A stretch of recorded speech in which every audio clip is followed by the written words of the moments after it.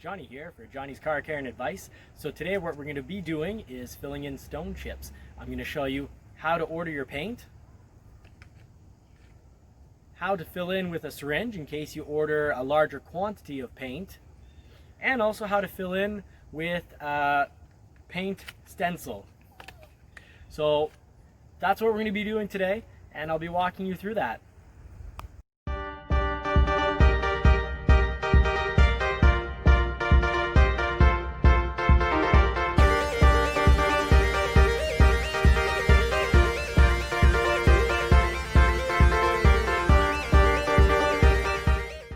So the first thing that we're going to need to do is order up your paint. So whether you order from a parts department at your dealership, depending on your make and model, go to the correct dealership and order up your paint. They're going to need to know what paint you need to order. Or you can have your paint created. Instead of ordering a paint stencil, you can actually order, for example, a small can up to a large can, a gallon of paint. That'll be if you're filling it in with a medical syringe. But either way, you're going to need to know what your paint code is. So I'll show you how to find it, because it's really important to use the correct paint code. You don't want to eye it. For example, this Mustang currently has Hyundai Blue, filling in its stone chips. And Hyundai Blue, as much as it looks very similar, if you open up the can or you look at the paint stencil, you're going to think it's the same blue, but once it dries, it's not the same. So I'll show you how to find that. Now you're going to want to open up your door, and you're going to find your paint code either on the inside of the door or on the door sill. For the case of the Mustang GT, or any really Mustang, you're going to find it on your door. What you need to be looking for is your barcode for the vehicle. A few makes don't have barcodes, so you'll look for just the serial number. So that's your NIV right here, your registration number for your vehicle. Most makes have this barcode here, and usually beneath it, what you're going to find is this right here, EXTPNT. That's exterior paint, and then right after you have your code. So it's N6 in the case of the Mustang. It's usually an alphabetical letter followed by a number. So N6 is what I need to order up my paint. So you'll go to a paint store or to the maker of your vehicle. You'll go to a parts department at the dealership, and you'll need to know that to order up the correct paint. Now the third step. The third step is you need to prepare your vehicle properly. So I've gone ahead and washed this vehicle, making it perfectly clean. And you're also going to make sure with your microfiber towel that you've taken off any dirt that might be remaining after your wash. So you have your microfiber towel that you'll dry the car off with, take off any contamination that may remain. Now if you'll come in closely, if your stone chip has rust in it, this one does not, but if your stone chip does have rust in it, in another video I'm going to be showing you that you absolutely need to remove the rust from your stone chip before adding paint on top. Because if you just throw paint on top of rust, well, it's going to continue to rust from underneath that paint correction that you made, and it's going to dig into your metal, eventually really causing you a much more complicated and expensive repair. So step 3, you need to prep your paint, wash it perfectly, dry it off, make sure it's perfectly clean, and then you're ready for step 4. Now for the filling in the stone chip part. This is the hard part, but I'm going to make it easy. 2 ways to do it. You can either buy a medical syringe, and buy the size of needles that you buy will depend on the size of the stone chip you need to fill. So if it's a really tiny little stone chip, get the smallest needle possible, and actually buy a bunch of different size needles, because for a bigger stone chip you want a larger needle that'll put out just a little more paint. Really the goal in these situations is that you're going to put your needle right, and if we come in closely, I'll show you. It's not for the type of stone chip, for example, that has already been filled in here. This paint is actually higher than the stone chip, so they overfilled it, and that's what you really want to avoid. They just dabbed on top of it and they've overfilled the stone chip. So if we look over here on this one, this tiny stone chip, you'd want to use a relatively small needle. This doesn't have the needle tip, but you'd want to put your needle tip right in the middle of that hole, and you'll just apply a tiny little bit of paint. The goal really is that your paint will come out of the needle and fill in that stone chip. And you know, I'd argue that when possible, that's the best way to fill in a stone chip, because you're gonna get the paint level with your new paint, level with your old paint. Now, there's the brush method. The brush method is usually the method people will go with, because when you go to any paint store, manufacturer of your vehicle, and you go to their parts department, they're probably gonna order you up a paint stencil instead of ordering you or making you, I should say, small like a quarter gallon of paint, for example, a small jug of paint. So if you do use the paint stencil, what you're going to want to do is make sure that the paint stencil with its little brush at the end shake it up. I've already done this off camera. You're going to want to make sure that your paint stencil has as little paint on the little wick as possible, because you don't want to leave a big droplet of paint. This other paint, which was corrected by a Hyundai dealership using Hyundai Blue, they had a big wet paintbrush and they dabbed it on. So that actually makes it so that there's a lot of excess paint. Now, if your paint chip is right down to the metal and you have rust, you're going to need to remove that rust first. But that's in the prep work, and I'll cover that in another video. So right now, I'm just covering over what's already been there. What you can do to make sure that your paintbrush, you know, isn't too dry. These things dry pretty quickly. So if it's too dry or has too much paint on it, neither of those situations are very good. So you're gonna want to remove as much paint as possible on the side here. Yeah, test it. It's not gonna drop. I've tested it on my piece of paper. It's not gonna drop a big amount of paint. Now, often what's gonna happen is down the shaft of your paintbrush, you will have a drop of paint that will come down, and you need to keep an eye on that. Not just on your paint chip, but you want to keep an eye that a drop doesn't go down the stick and go right onto your paint. So we're already seeing here that this paint, that unfortunately I kind of have to cover over the other paint, which is going to make a thicker spot. So I want to use as little paint as possible, but we already see that this is actually the correct color. So you want to apply as little paint as possible, because ideally you're going to build that paint up when you're using the paintbrush. Now, I'm not going to build the paint up because this was already far too thick. They just threw on a droplet of paint, and no matter what I do, unless I were to remove that initial droplet of paint, which would require sanding, potentially damaging the paint around it, no matter what I do, it's not going to be perfect, but at least it's going to be the right color. Now let's go to another type of stone chip. So part of the reason I also have paper with me here is that you can actually apply the paint onto the paper and compare it to your car, because you want to make sure that you did indeed order the correct paint, and that the paint was actually over time, because what can happen is that over your time your paint can become lighter, and you're going to want to make sure that it's a good match. Hopefully your paint is still going to match your paint, because it does happen that when they mix the paint, they don't mix it correctly and it won't match your paint. So put it on a piece of paper, put it up against the car, verify that it is indeed the correct color. I see it's not just the correct color, but it's the correct shade. Perfect. And you'll want to, while getting your paint stencil ready, remove as much paint off the sides of the shaft of the brush as possible, so it doesn't leave a little paint drop. Remove as much paint as you can from the wick. And now here's another kind of stone chip. It's the kind that's actually a real stone chip. It's removed all the paint. It hasn't been improperly filled. What you want to do is use your hand to stabilize against the paint and lightly dab. Dab as little as possible, put on as little paint as possible. Now, I'm blowing on it just because I had a bit too much paint. I'm trying to spread it out.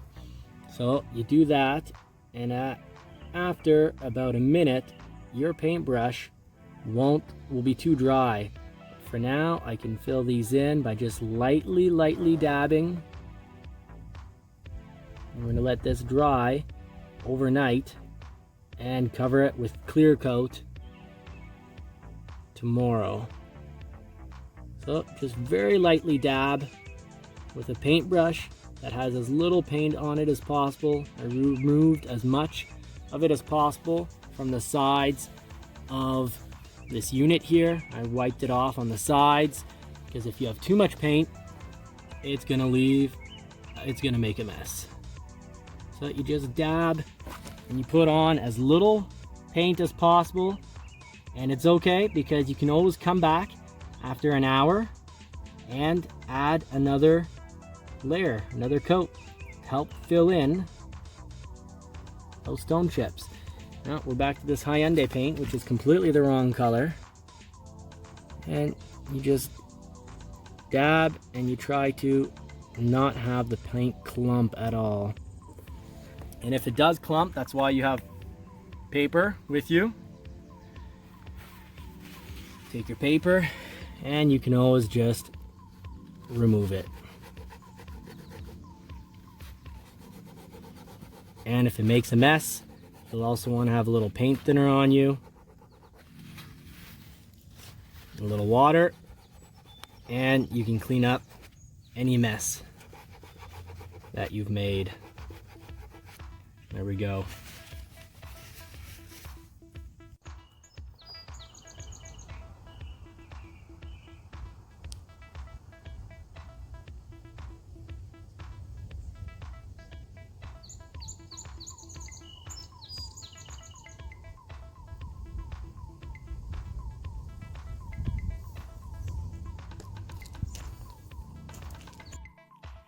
So here what I'm doing is I've got these splotches of paint that were thrown on with the wrong color on top of paint chips, and I'm using a little bit of paint thinner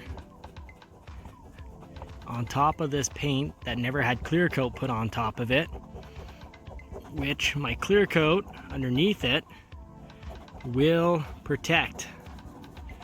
So all around, this clear coat is going to protect as I rub out in the smallest spot possible the extra paint that this other dealer threw on with the wrong color. And I'm gonna get it to the point where it's gone. I'm not gonna rub into the scratch, into the stone chip. I'm gonna rub all around it.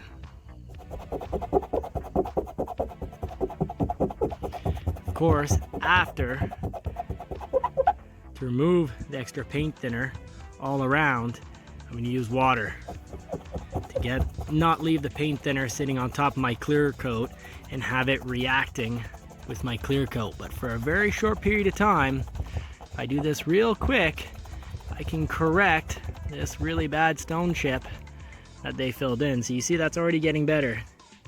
It was a splotch like this one here, and I've now removed enough that only inside the stone chip has paint. So I'm going to do it on this last one here. Instead of paying someone to repaint my whole hood and hope it turns out and not have my original paint, because I'd lose my original paint if I repaint my hood. So I just got to correct these stone chips here, going as much as possible with this paint thinner only on the extra paint that was thrown on.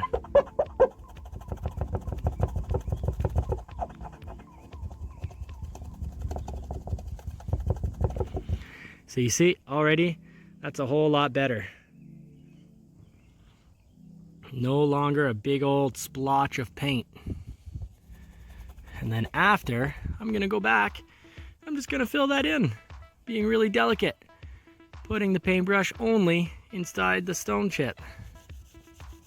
So, clean away with the clean part of my rag. It can either be dry or a little wet, and clear away any extra paint thinner that could have been left on my paint. So we'll do that again over here. Got these big old suckers. Go right over it.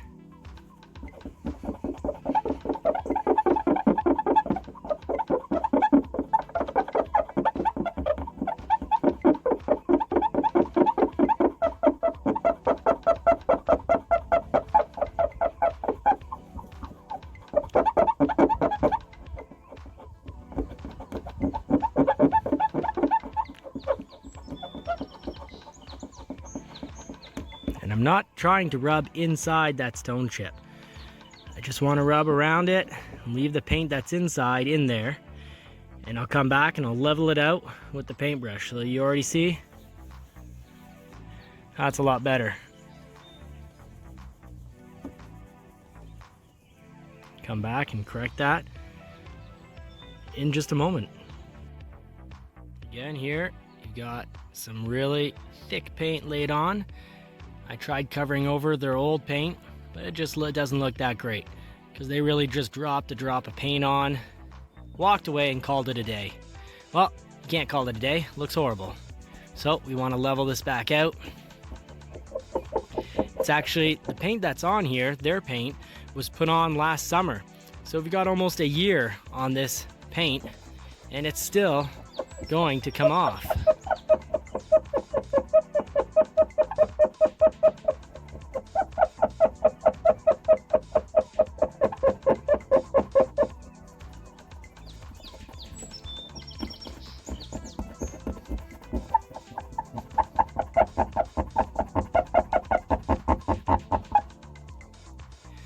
Just about done that one.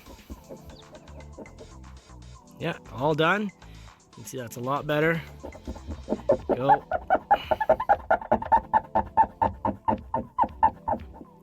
Now it's all removed, but you don't want your paint thinner damaging your nice clear coat. So you go back, you clean that off right away.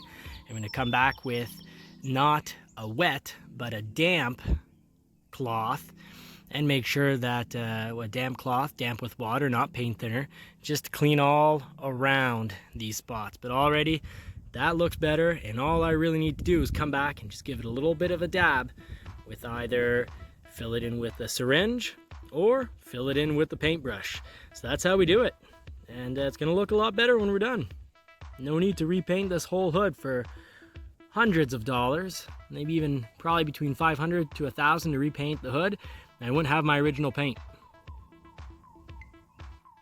So in my other videos, this is the scratch that's been bothering me that I've been trying to fill in with wax, with ceramic sealants, with really a bit of everything, and I just couldn't cover it.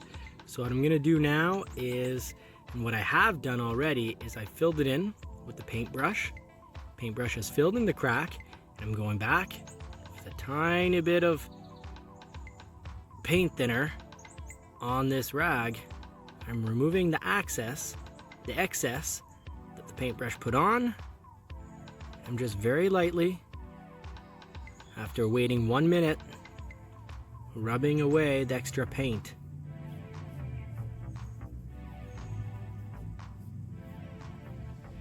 And you can see that's gonna mostly hide that scratch. I'm probably gonna maybe do this a second time, because I have removed just a little bit too much, but it's getting better.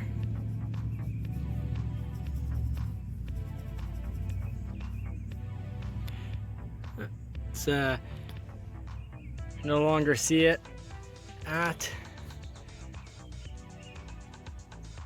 2.5 feet.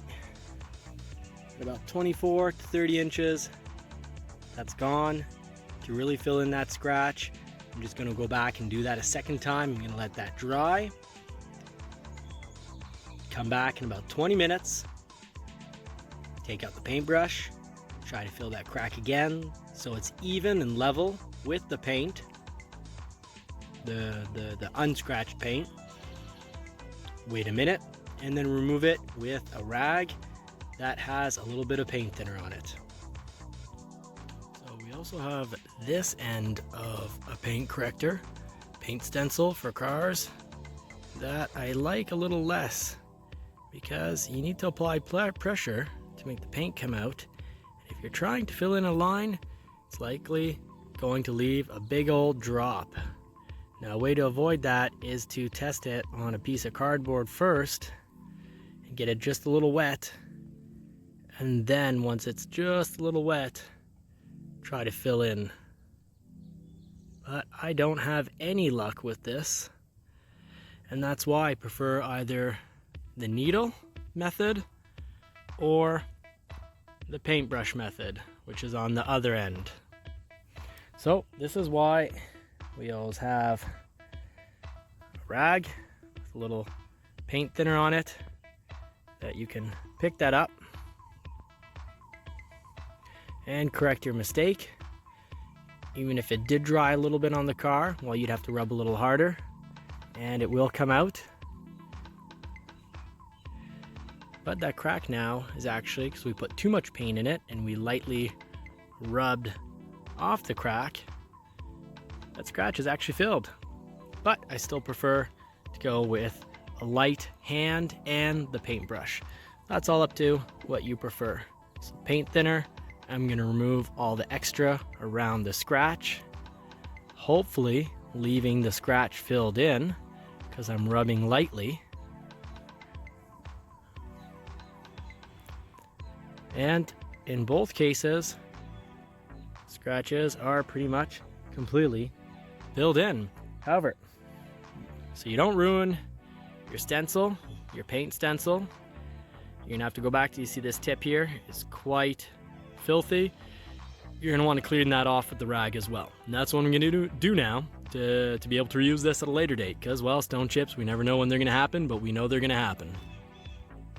So it's the end of the day, and I'm all done the project. I really hope it's been helpful to finish up the project using the same method as I did with the paintbrush. I went back with the tip here, and this is the tip for the clear coat. And anywhere I had scratches or anywhere I had large enough stone chips, I went back and I filled it in with clear coat to protect the paint that I had applied. Now, of course, I waited a few hours before coming back and applying the clear coat to those paint chips and scratches. But now it's all done, and you'll want to apply the clear coat, the same methods used to apply the paint. And I really hope this video has been helpful. I really hope it helps you get your car looking perfect, just the way you want it, in time for summer and for any events you might be going to. So see you next time, and I hope that if you liked the video and it was useful, please like and subscribe.